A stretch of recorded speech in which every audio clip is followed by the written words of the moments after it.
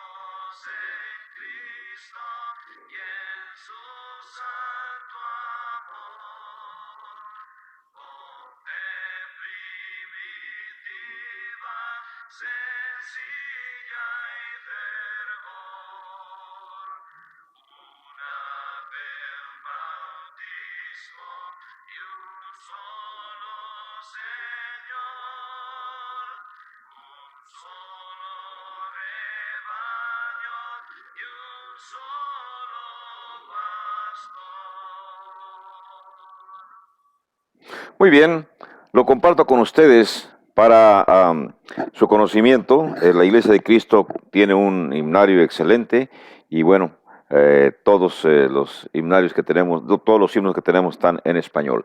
Vamos a analizar hoy estos puntos. En el capítulo 1 de Hechos, que son los versículos del 12 al 14, donde los seguidores van a estar unánimes, esperando el momento en que se presente el Espíritu Santo, y también vamos a mirar cómo Pedro se va a levantar y va a proponer que es necesario que se elija un nuevo apóstol para sustituir al traidor Judas que había entregado a nuestro Señor. Así que comenzamos con nuestro versículo 12. Previamente ya habíamos hablado con ustedes en el video anterior, hoy estamos en el video número 8, habíamos hablado acerca de que cuando Jesús se fue a los cielos, los apóstoles, los 11 apóstoles, todavía no, Judas ya no existía, los 11 apóstoles regresaron de Betania hacia Jerusalén, regresaron y fueron inmediatamente a Jerusalén con gran gozo. Y esto es bien importante que lo entendamos. O sea, estaban dudosos, estaban con muchas dudas, pero en el capítulo 24, versículo 52 de Lucas, se nos menciona que ya después de que sucedió todo lo que, bueno, cuando ya Jesús se fue a los cielos, dice el verso 52, ellos después de haberle adorado, volvieron a Jerusalén con gran gozo. En otros párrafos en el libro de los Hechos se nos menciona que estaban en el lugar llamado del Olivar, una distancia corta, más o menos 1 kilómetro lejos de Jerusalén, y regresaron con gozo. Ahora, esto es importante porque ellos ya venían, sus dudas habían sido ya eliminadas. Recibieron la gran promesa de que iban a recibir el Espíritu Santo. Pero también recibieron la gran promesa de que Jesús iba a tener una segunda venida. Cosa que preocupaba a los judíos. Y déjeme decirle algo importante a los judíos cristianos, por supuesto. Déjeme decirle algo importante. En el primer siglo, conforme Pablo y los demás apóstoles fueron estableciendo congregaciones de la Iglesia de Cristo a lo largo y ancho del territorio dominado por los romanos, ellos, después de sus oraciones, mencionaban la palabra Maranata. Maranata, que significa realmente, ven, Señor Jesús, estamos esperando. O en otras palabras, estamos de acuerdo en que vengas, Señor, te estamos esperando. Podemos estar seguros, mis estimados video oyentes, que los apóstoles fueron asegurados por los ángeles de que Jesús iba a venir, así como se les dice en el libro de los Hechos, en el versículo que estudiamos, en el versículo 11 que vimos la vez pasada, se les dijo que Jesús iba a regresar así, en la misma forma inesperada en que se fue para los cielos. Jesús también iba a regresar en una segunda venida. Los cristianos del primer siglo estaban fervorosos creyendo en esa segunda venida. Y eso es algo que muestra la diferencia entre la gente cristiana del primer siglo y la gente cristiana de esta época. La gente cristiana del primer siglo, sobre todo estos judíos, estos apóstoles, estos judíos convertidos al cristianismo, es que ellos estaban fervientemente entregados y creían y actuaban con tanta fe porque dos personajes importantes, dos ángeles, les habían anunciado que Jesús iba a regresar. Por supuesto, ellos no sabían el tiempo, pero aunque no supieran el tiempo, su comportamiento cambió a partir de ahí en adelante. Fueron capaces ya no de esconderse. Después de la crucifixión de Cristo Jesús, la mayoría de los apóstoles pues estaban escondidos, estaban temerosos, quizá pensaban que la persecución se iba a extender contra ellos. Pero después de este suceso, entonces cambió para ellos su actitud, una actitud en la cual los convirtió en personas valientes. Ojalá que en esta época, nosotros, cristianos de esta época, también adquiriéramos o obtengamos esa valentía que los primeros cristianos tuvieron para poder expandir el evangelio. De hecho, la iglesia de Cristo gasta mucho dinero en evangelizar, siguiendo aquel método que fue dicho a los apóstoles. Primero Jerusalén, significa primero nuestra área donde vivimos. Segundo, toda Judea, significa, vamos a decir, el municipio donde vivimos. Después, cuando se le dijo todo Samaria, significa otros municipios aledaños. Y después hasta el fin del mundo, mencionando las provincias, los lugares en los cuales se dividía el Estado judío, como Perea, Galilea, Judea, Perea, Galilea, Samaria, Traconite, Decápolis, que estaban, conformaban todo el conglomerado de lugares gobernados por los judíos, pero que al mismo tiempo estaban bajo el imperio romano. Ahora bien, en esa última lección hicimos notar dos aspectos importantes de la promesa del retorno de Cristo Jesús. En esta presentación vamos a mirar algo que le pasó a los apóstoles mientras estaban en Jerusalén, algo importante que es necesario que lo comentemos. Miren. Cuando se les dijo a ellos que fuesen y que predicasen en el nombre de Cristo el arrepentimiento y el perdón de los pecados en todas las naciones, comenzando desde Jerusalén, y que ellos debían quedarse en la ciudad de Jerusalén hasta que hubieran sido investidos de poder desde lo alto, encontramos una especie de contradicción. Déjenme leerles otra vez Lucas 24, de donde tomamos la información, versículo 47 y versículo 49, donde precisamente reciben esa instrucción. Se lo voy a leer el 47, dice: que se predicase en su nombre el arrepentimiento y el perdón de pecados en todas las naciones, comenzando desde Jerusalén. Y verso 49, he aquí yo enviaré la promesa de mi Padre sobre vosotros, pero quedaos vosotros en la ciudad de Jerusalén hasta que seáis investidos de poder desde lo alto. Ya estaban en Jerusalén ellos, pero estaban antes de que Jesús fuera ascendido, ya estaban en Jerusalén, pero estaban temerosos. Posiblemente, les menciono, esperando ser los siguientes en ser perseguidos, así como su maestro había sido castigado. Pero ahora que ya recibieron por parte de los dos ángeles la seguridad de que Jesús se había ido, pero también iba a regresar un día. Ahora ellos regresaron con gozo hacia Jerusalén, sobre todo cuando les dijo que ellos iban a ser sus testigos. Versículo 8, capítulo 1 de Hechos, verso 8, dijo: ustedes van a ser mis testigos en estos lugares. Primero en Jerusalén, después en toda Judea, después en Samaria y después hasta lo último de la tierra. No había duda en estas expresiones que encontramos en el libro de Hechos y en la última sección de Lucas. No había duda de cuál era la voluntad de Jesús. ¿Y cuál era? La voluntad de Jesús era que los apóstoles se quedaran en Jerusalén, pasara lo que pasara, que se quedaran en medio de los enemigos. Recuerden que los enemigos, los fariseos, los saduceos, habían obtenido aparentemente un triunfo, puesto que habían logrado que Jesús fuera crucificado.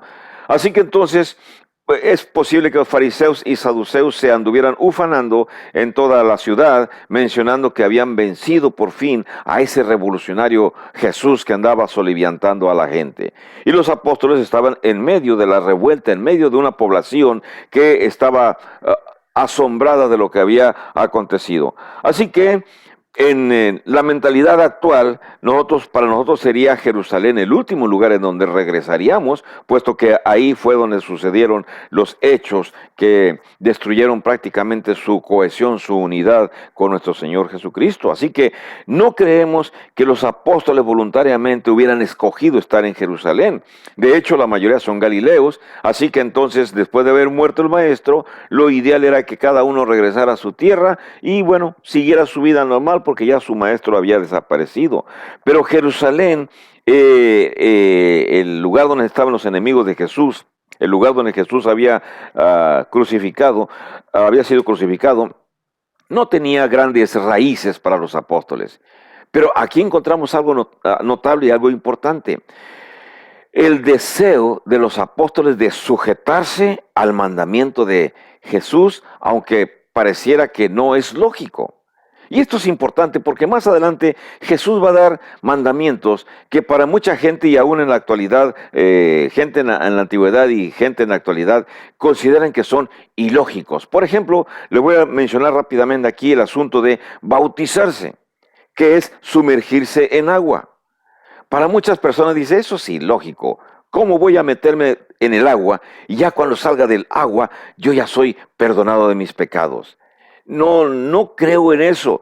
Los judíos creían más en la ostentación que hacían los sacerdotes en el templo cuando iban con los animales, lo cortaban en pedazos, ofrecían al Señor y después los quemaban en el altar. Y bueno, eso era ya mucho boato.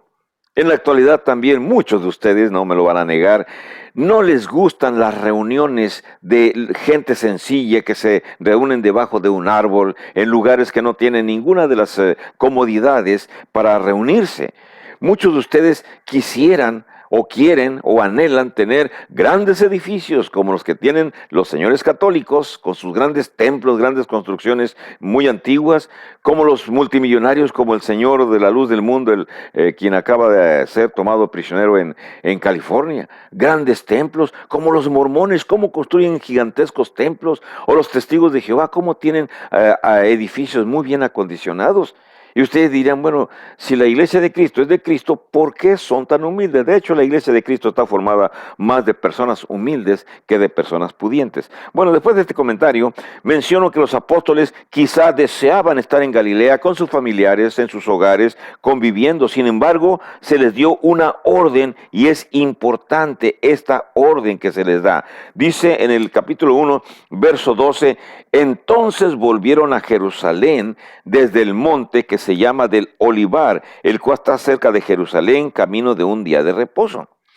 Algunos eruditos dicen que el monte del Olivar es en el área donde estaba precisamente Betania, cuando Jesús fue alzado al cielo. Así que no nos vamos a meter en contradicciones, simplemente camino de un día de reposo son más o menos 1100 metros, o sea, un kilómetro más 100 metros aproximadamente. Quiere decir, no estaba lejos. Es como cualquier poblado pequeño en México que tiene una colonia que está a lo último del centro de la ciudad, después de un kilómetro, o algún ejido cercano a la ciudad. Así imaginémonos a Betania o el olivar. Miren, esto es importante porque nosotros, la Iglesia de Cristo, promovemos la independencia.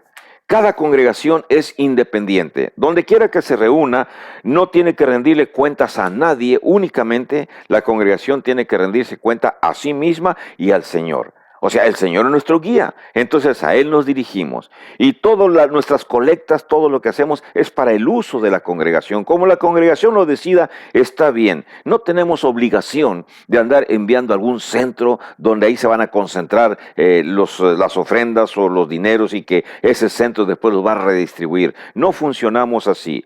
Las sectas religiosas sí funcionan así. Ya sabemos que les piden el diezmo y después de los pastores tienen que dar el diezmo del diezmo y luego, bueno, ya sabemos cómo se enriquecen. Pero en la Iglesia de Cristo usted va a encontrar un montón de gentes, un montón de personas, así como un servidor. No mostramos nada, somos ciudadanos comunes, tenemos nuestro trabajo y usamos nuestro tiempo libre para predicar el Evangelio. Algunas con excepciones, algunas personas se llega a un arreglo y esas personas van a predicar el Evangelio y se les proporcionan los recursos suficientes para que no tengan que trabajar secularmente. Entonces, son distintos casos, pero no somos como los sectarios. En fin, déjenme hablar un poquito más acerca de esta cuestión. Miren, va a ser el momento, ahorita en los versículos que siguen, versículo 13, va a ser el último momento, la última lista de los apóstoles que aparece, bueno, más bien la cuarta y última lista de los apóstoles que van a aparecer en el Nuevo Testamento. Y quiero que ustedes noten que no van a aparecer los 12, nada más van a aparecer 11. Se lo voy a leer rápidamente, versículo 13. Pedro y Jacobo, Juan y Andrés, Felipe y Tomás, Bartolomé y Mateo, Jacobo hijo de Alfeo y Simón el Celote, y Judas hermano de Jacobo. Esos son nada más. Entonces falta el otro, el Judas Iscariote, ese había muerto. Entonces son 11 nada más los que están aquí reuniéndose en Jerusalén. El traidor Judas ha sido eliminado de la lista. Esto es importante porque en el lugar donde moraban, algunas personas dicen que debe ser un lugar donde caben más de 200 personas, por aquella cuestión de los 120 personas seguidoras de Jesucristo. Pero en realidad, lo más correcto es pensar que debe de ser un departamento quizá amplio donde los apóstoles pueden estar descansando. Así que la idea es que antes, en un principio, se refugiaron con mucho temor en Jerusalén porque Jesús había sido crucificado hacía pocos días. Pero ahora ya llegan a Jerusalén, pero llegan con gozo, llegan con gran alegría, según miramos en Lucas 24, versículos los que acabamos de leer, 51, 52, 47, 48 hasta el 52. Déjenme otra vez ir al párrafo para no equivocarme. Dice, versículo 52, dice: ellos, después de haber adorado, volvieron a Jerusalén con gran gozo. Y también en el versículo 12, cuando dice, volvieron a Jerusalén desde el monte que se llama del Olivar, y cuando llegaron, se entiende que ya venían con un gran gozo, una gran actitud diferente, capaces de poder predicar el Evangelio donde quiera que sea. ¿A dónde fueron entonces a adorar y alabar al Señor? Bueno, según el versículo 53 del capítulo 24 de Judas, fueron otra vez al templo. El templo era el lugar, dice el versículo 53, estaban siempre en el templo, alabando y bendiciendo a Dios. Cambió su actitud. Ya no van a estar preguntando, han entendido su misión, saben que el Señor va a retornar y entonces ahora son valientes para estar en el templo, en las escaleras del templo, en el aposento, en el patio de los gentiles posiblemente, están hablando y predicando abiertamente acerca de Jesucristo.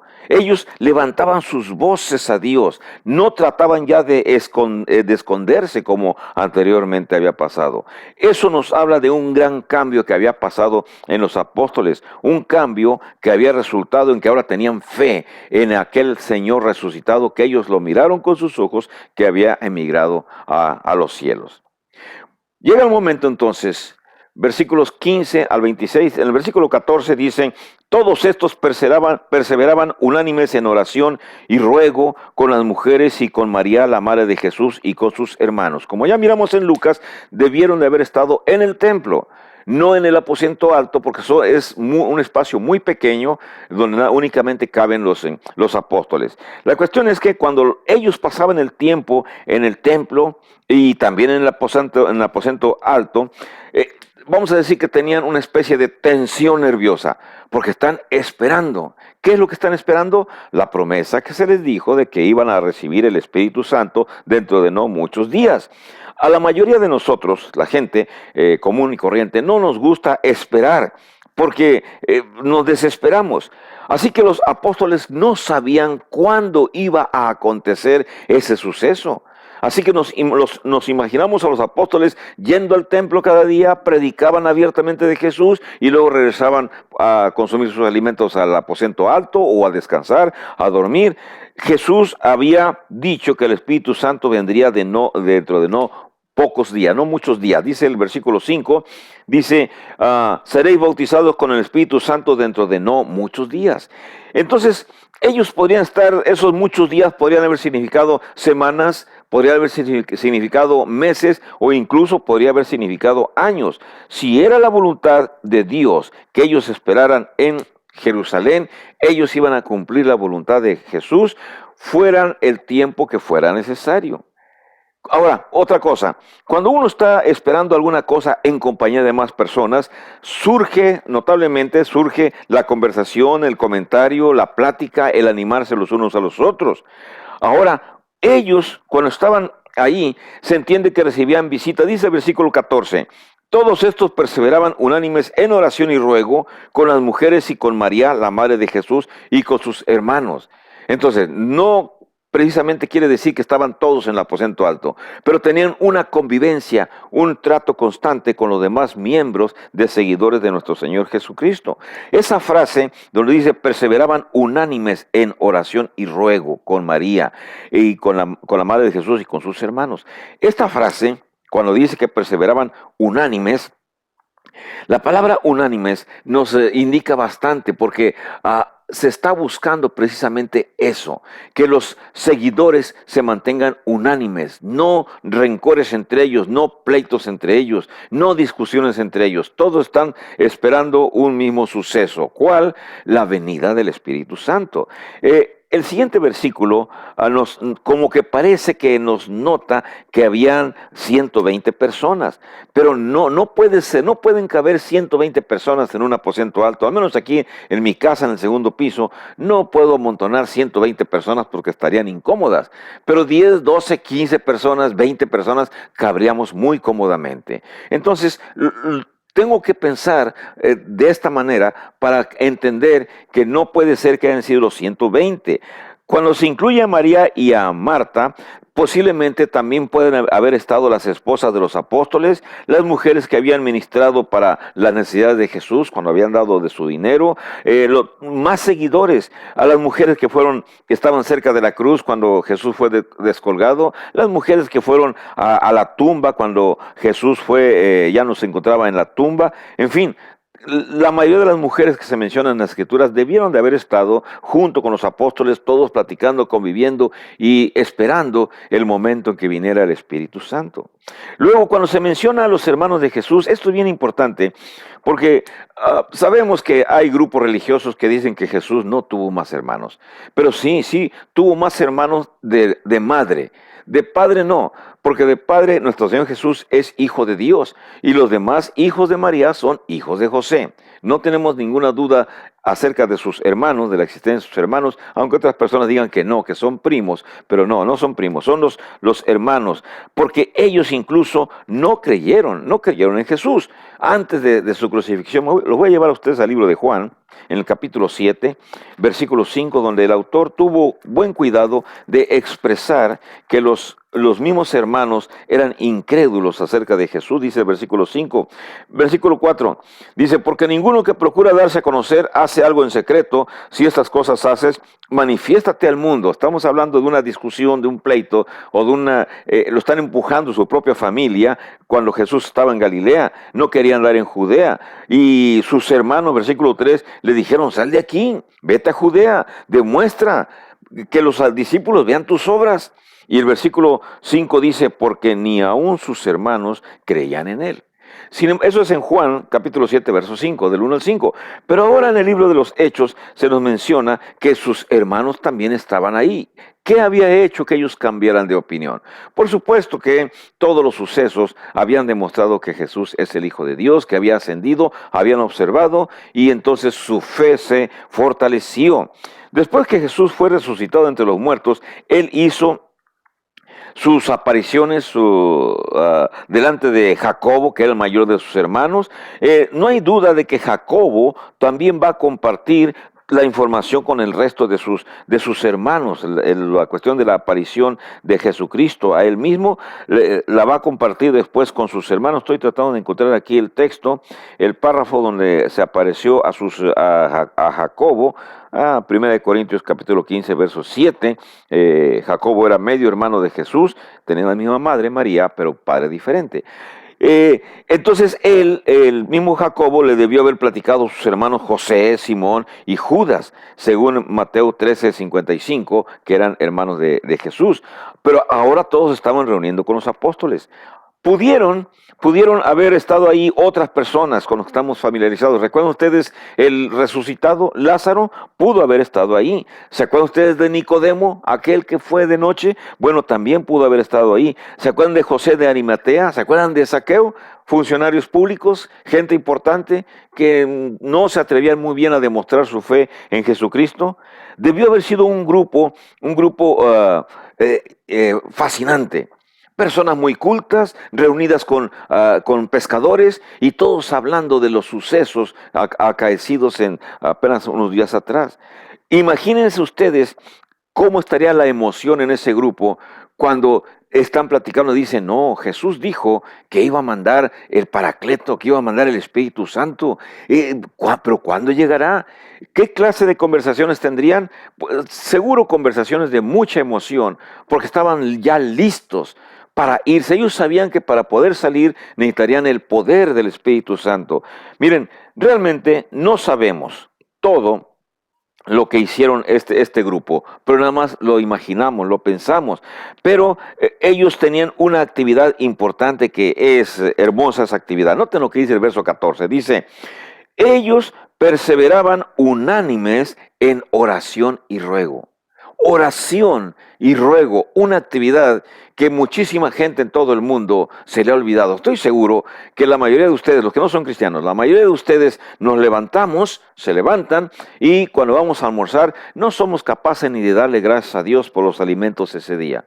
Y cuando vamos a recostarnos es muy raro saber que padre y madre hacen una pequeña oración pidiendo bendiciones para sus hijos que lo están acostando. La gran mayoría de la población que está escuchando estos videos, a excepción de los cristianos, no hacen oración. Y uno que otro cristiano también se le olvida hacer oraciones y dar gracias a Dios. Ellos, los textos bíblicos de Hechos y de Lucas nos dicen que ellos adoraban a Dios. En el último párrafo de Lucas 24, verso 53, se nos dice que después de haber adorado se fueron para Jerusalén. Adorar significa cantar, significa hacer oración, significa hacer ruegos, hacer peticiones. No va a ser la última vez que vamos a encontrar información en el libro de los Hechos de la actividad de los apóstoles haciendo oración, porque después eso va a ser un sello distintivo de la iglesia. La iglesia va a hacer 4 actividades importantes que hasta la fecha siguen haciéndolas y que son maneras de identificarlo. Cuando lleguemos a ese tema se los voy a explicar. Ahora, me interesa que entendamos la palabra unánimes. Cuando hablamos de la palabra unánimes esta frase indica estar unidos de corazón, algo que no había pasado entre los apóstoles antes en vida de Cristo, porque recuerden que tenían discusiones acerca de quién quería ser el mayor o quién quería ponerse a un lado de Jesús en el pensamiento que ellos tenían acerca del reino terrenal, y entonces tenían conflictos sencillos, aunque sea, pero tenían conflictos. Algunos discutieron con otros antes de la muerte de Jesús en la cruz, según en Lucas capítulo 22, verso 24, estamos mostrando esta información porque es interesante para reforzar la fe de los nuevos cristianos o también reforzar la fe de los cristianos ya antiguos. Capítulo 22, verso 24 dice, hubo también entre ellos una disputa sobre quién de ellos sería el mayor. Y las disputas, los pleitos, es porque todavía no entendían ellos acerca del reino Recuerden que ya dimos en uno de los videos anteriores la diferencia entre lo que pensaban ellos acerca del reino terrenal y lo que Jesús les explicaba acerca del reino espiritual. No había comprensión. Incluso hubo algunos que debieron haber abandonado al Señor cuando hubo problemas, como pasa en la actualidad. En algunas congregaciones, cuando hay problemas, hay gente que prefiere mejor irse antes de tratar de resolver los problemas en santa paz todos juntos. Y prefieren irse y formar o reunirse en otros lugares, pero no participar de los problemas. E incluso dicen, no, yo no me gustan los problemas.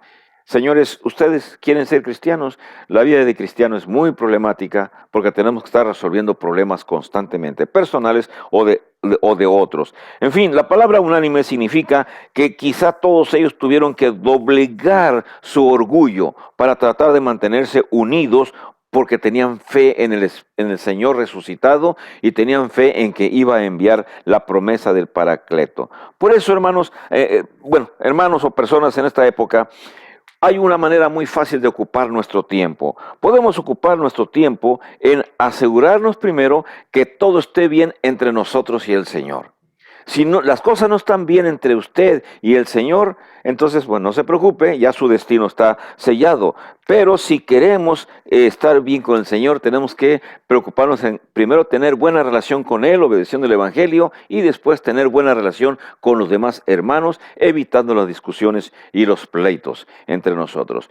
Debido al tiempo, trato de controlarlo para que nada más sea duración de aproximadamente 30 minutos cada video. Así que bendiciones para ustedes y nos miramos en el siguiente video, sería el número 9. Que la pasen bien.